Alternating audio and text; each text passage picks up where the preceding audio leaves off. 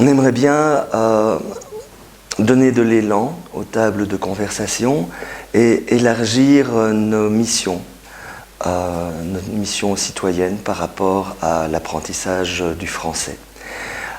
Cet élan, on aimerait le donner selon deux axes principalement. Le premier axe, c'est améliorer d'une manière générale la qualité des fiches et du matériel pédagogique qui servent à animer les tables de conversation. Le second axe sur lequel on aimerait travailler, c'est la décentralisation de notre concept même de table de conversation. Pourquoi? Parce que jusqu'à présent, nous accueillons le public dans les murs prestigieux de notre hôtel de maître ici à la Maison de la Francité. Et nous aimerions que les portes de la Maison de la Francité soient à double battant et que nous nous donnions aussi pour mission d'aller vers l'extérieur, d'aller dans des quartiers parfois un peu plus défavorisés ou plus fragilisés, pour aller vers des populations qui, elles aussi, ont besoin d'améliorer leur français,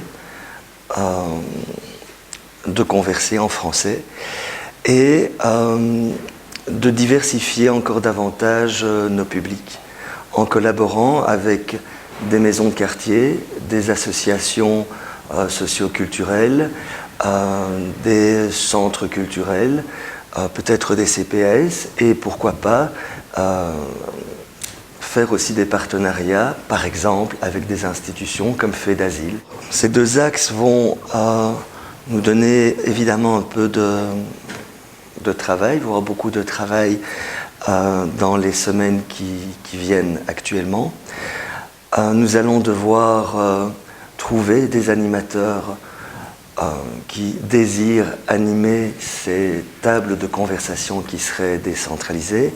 Nous allons devoir aussi réunir des forces vives de l'intelligence et de la maîtrise linguistique pour réaliser de nouvelles fiches.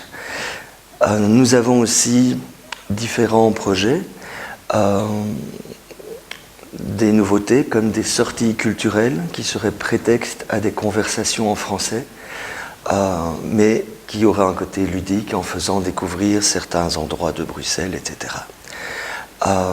Voilà les grandes lignes, je dirais, politiques ou philosophiques que l'on aimerait voir imprégner maintenant notre démarche par rapport aux tables de conversation labellisées Maison de la Francité.